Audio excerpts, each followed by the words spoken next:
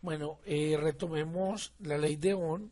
Recordemos que para un circuito el potencial es igual a la corriente por la resistencia. Entonces habíamos dicho que la resistencia era igual a una propiedad del material, que es la resistividad por la longitud sobre el área. ¿Esto qué quiere decir? Que si el material, entre más largo sea el material, pues más resistencia van a encontrar los electrones o las partículas cargadas a, digamos, a andar a través de él, ¿cierto? Tiene que pasar por un pedazo de material más largo. Entonces los electrones van a estar chocando entre ellos y entre los átomos para llevar un flujo de corriente. Ahora, si aumento el área, entonces los electrones podrán circular, digamos, de una manera un poco más libre. Entonces también es la resistencia es inversamente proporcional al área, ¿cierto? O sea, como si yo mirara esto como un fluido. Si en la manguera o lo que lleva el fluido es muy largo, la resistencia va a ser más porque se va a perder energía a través de la longitud. Pero si yo aumento el área, entonces, digamos, va a haber más área, va a haber más espacio por donde fluir. Entonces eso va a hacer que la resistencia disminuya. La resistencia, pues depende de la resistividad por esta ecuación. Y habíamos visto que la resistividad también depende de la temperatura. Entonces eso hace que la resistencia también cambie en un elemento con la temperatura. Entonces el cambio de la resistencia con la temperatura es un R sub 0, ¿cierto? Como la resistencia inicial, 1 más un alfa, y ese alfa es como es una constante del material que dice cuánto, digamos, es la resistencia por unidad de temperatura por el delta de la temperatura que yo estoy cambiando mi material. Esta ecuación no es tan común, pero digamos que cuando yo necesito un experimento muy exacto o cuando me estén preguntando por la resistencia versus la temperatura, pues la voy a usar. De resto, la mayoría de las veces me voy a ir a la ley de Ohm, donde B es igual a I por R. De esta misma ecuación podemos ver las unidades de la resistencia, porque voltaje sobre corriente es igual a resistencia. Las unidades de la resistencia las vamos a llamar ohm,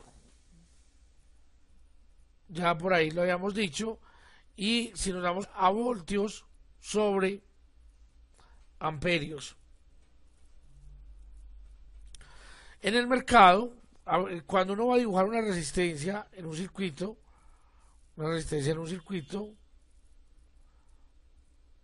es algo como así. Una resistencia que uno pueda variar en el circuito, o sea, una cosa que se llama un potenciómetro, es algo como así, con una flechita. Eso quiere decir que esa resistencia la puedo variar. Entonces esos son los signos de la resistencia.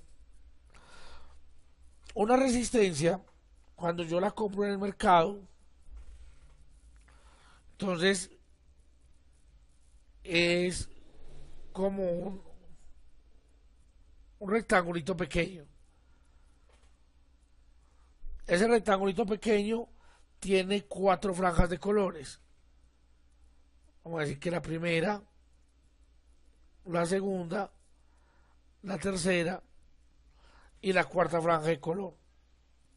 Entonces hay un código de colores donde cada color tiene un número para yo poder venir aquí a la resistencia y saber qué valor tiene. Entonces el primer color se refiere al primer dígito.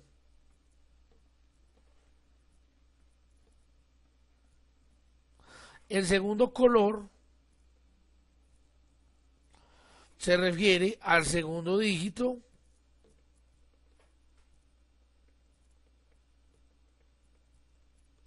Y el tercer color no es el tercer dígito. El tercer color es el número de ceros que se le agregan a los dos dígitos anteriores. El cuarto color, el último color, es lo que uno llama la tolerancia. Y es, digamos, el porcentaje en que mi resistencia da el valor. ¿Qué quiere decir eso? Que cuando yo compro una resistencia en el mercado y me dicen que vale 100 ohmios, no siempre vale 100 ohmios. Entonces me dicen, vale 100 ohmios con una tolerancia del 5%. Eso quiere decir que vale 100 ohmios más o menos el 5%. Es decir, que vale 100 ohmios, pero que puede estar entre 95 y 105 ohmios el valor de mi resistencia. Es claro que entre más preciso quiera yo que sea mi sistema, pues voy a tener que conseguir resistencias de mayor o de menor tolerancia.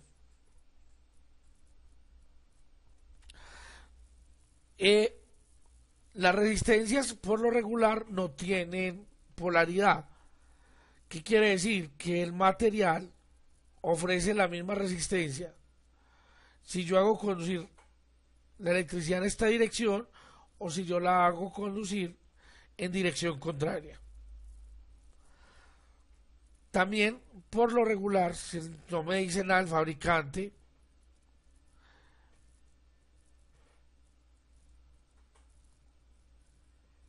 vamos a hacer un gráfico. Si yo tengo una resistencia cualquiera,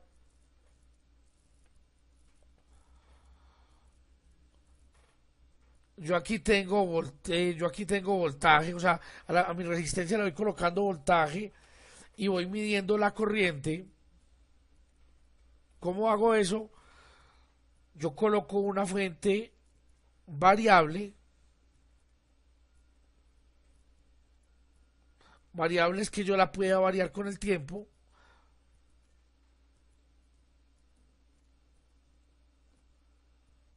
Tengo mi resistencia y aquí tengo un aparato para medir la corriente y aquí tengo un aparato para medir el voltaje.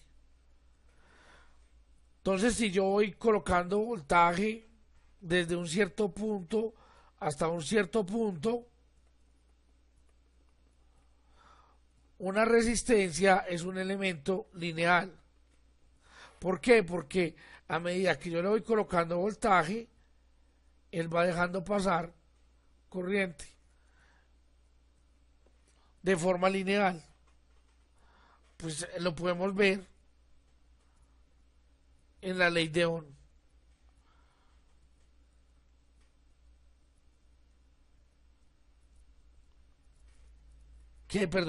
La ley de Ohm, recuerden que es voltaje igual a I por R, paso la I a dividir, entonces de ahí me doy cuenta que voltaje dividido corriente me da una constante que es la resistencia, o sea que la pendiente de esa línea recta es la resistencia. No todos los elementos se comportan con esta linealidad. Yo tengo, por ejemplo, un diodo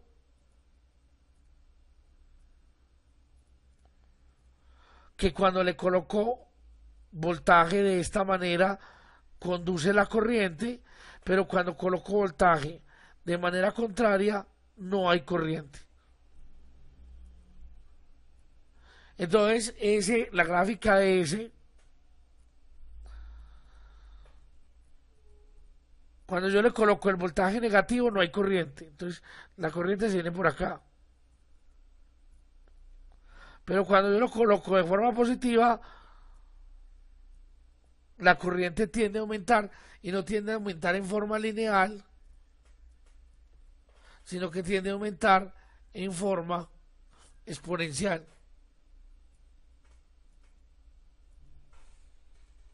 Entonces no todos los elementos son linealmente resistivos y hay elementos que son, digámoslo así, no lineales.